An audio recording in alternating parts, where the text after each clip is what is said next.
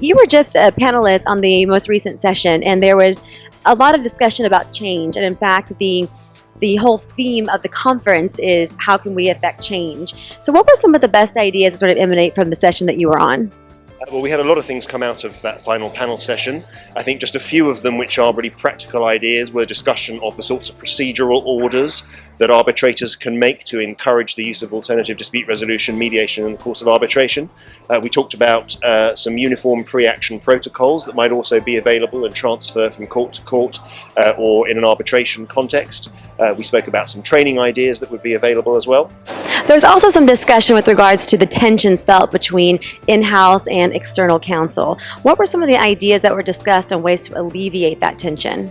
Well, I think the tension exists undoubtedly. Some of the voting data suggested different views between the parties, the users, and the way in which advisors were voting.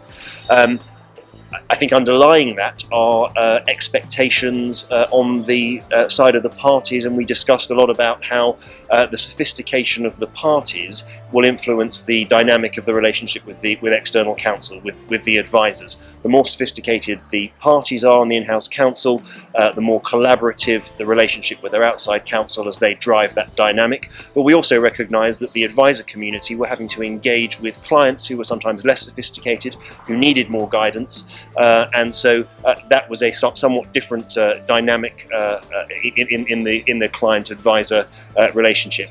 Underlying it all, yes, there was a discussion about the extent to which advisors need to be remunerated for their services, and the fact that clients understandably want to pay as little as they can to get an appropriate result, but effective communication of expectations ultimately is what informed, I think, the most collaborative approach.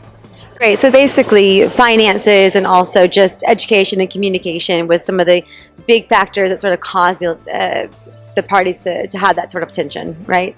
Absolutely. Clients want to pay as little as possible to fix their problems. Lawyers have got to make a living. If there's good communication of expectations as to the dynamic of the relationship, that's the best way through that underlying tension. Great. Thank you so much for your time.